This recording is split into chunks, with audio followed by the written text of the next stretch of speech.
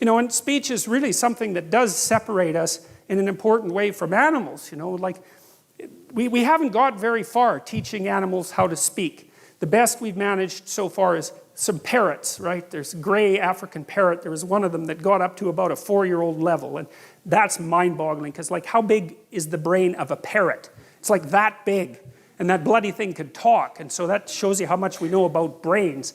But I know they're small and all that, and we tried teaching chimpanzees to talk, and they could kind of get somewhere with sign language, especially if you started when they were young, but they don't have the capacity for language like we do, and they were never able to really pass it on to the next generation, which is obviously a critical element of really having that ability.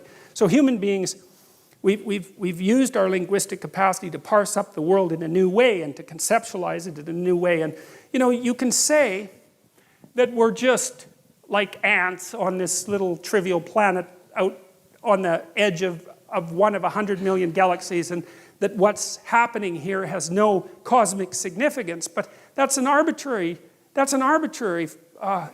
proposition, you know. I mean, we're very complicated things, and whatever's going on this planet has to do with conscious reality. And the transformations of consciousness, for all we know, might be the most important things that happen everywhere. There's no reason to consider consciousness a trivial phenomenon. I mean, it's taken 3.5 billion years for you to develop the brain that you've developed. And human beings are amazing creatures. I mean, just a casual walk through YouTube and all those crazy kids that climb cranes and do that.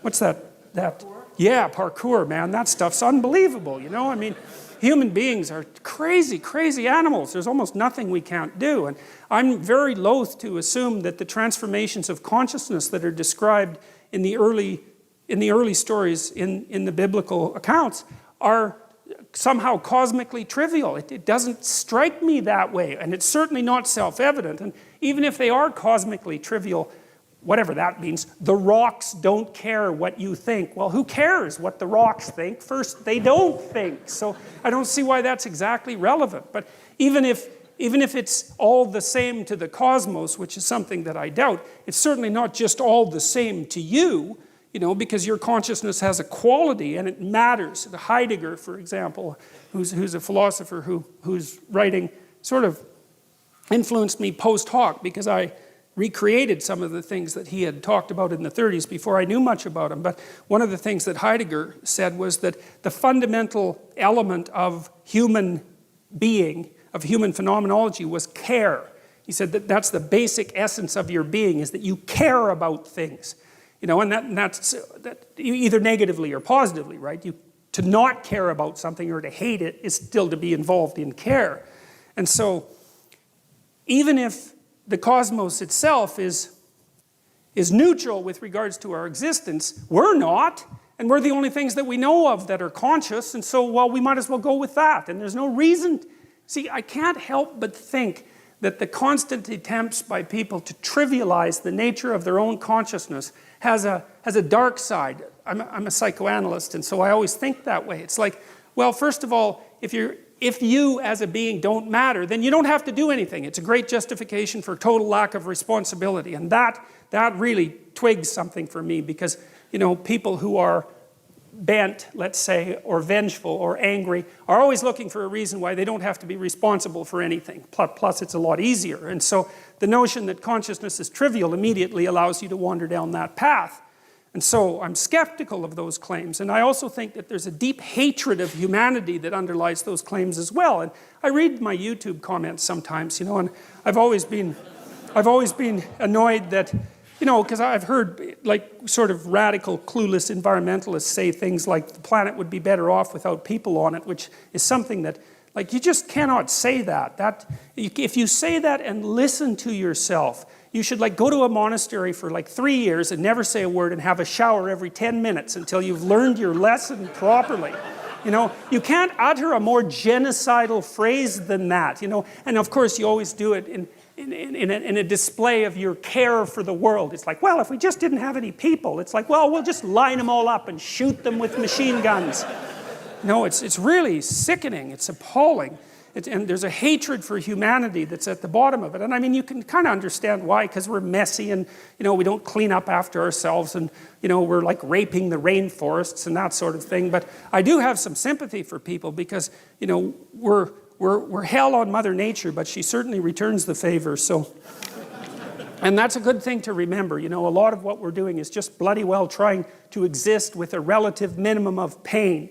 And we're doing our best to get as good at doing that as fast as we can. And that's not an easy thing. There are lots of us, and like life is bloody complicated. And the other thing that happens too is, again, if you scratch just beneath the surface of people, and this is something that's always, to me has been a kind of miracle, is if you talk to someone, they're out doing their job, and maybe they're doing a good job at it, like some emergency room nurse, God, there's a job for you. Or maybe they work in palliative care.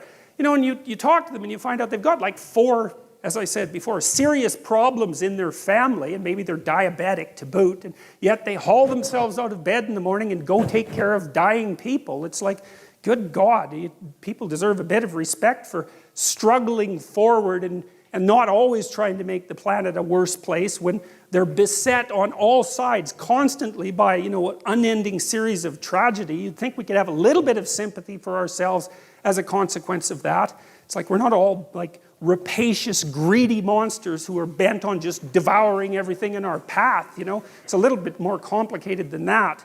So, all right. Anyway, so let's go to the next part of this here. All right, so, and God said, let there be an expanse in the midst of the waters, and let it separate the waters from the waters. And God made the expanse and separated the waters that were under the expanse from the waters that were above the expanse. And it was so, and God called the expanse heaven. And there was evening and there was morning the second day. Well, to understand that, because that doesn't make any sense at all, really. So I think I told you a little bit about this before. So the world that's being created in this particular account is a phenomenological world. There's a disk of land, because if you go out in a field and you look around, you're on a disk of land, so that's pretty obvious. And then there's a dome on top of it. It's more or less held up by the mountains, and rain comes down, so there's water above the dome, because where else would the rain come from? And underneath the ground, there's fresh water. You can drill down and find that. And then around that, there's salt water. And so that's the world. And it's kind of an empirical world, because if you're a child and you just go out in a field and you look at the world, that's sort of what it would be like. And so that's the world that's being created. And so one of the things that is worth thinking about, and this is something Carl Jung was very interested in, is that these old descriptions are half geographical and half empirical, so sort of based on observation, and half psychological. So one of the things Jung was interested in, for example, was astrology, but mostly for a psychological reason, because, there are stars up on the dome, and then when you look at the stars, you can imagine the shapes of the stars, and that helps you orient yourself, because as soon as you can see shapes in the stars, then you can recognize the constellations and you can orient yourself at night. But then the constellations become gods, say, and the gods turn into a drama. And the drama comes from within. It's the projection of imagination. And so when Jung was analyzing astrology, he was analyzing psychology, because he saw the astrological narrative as the projection of the human imagination onto the cosmos. And so when he was analyzing astrology, he was analyzing psychology.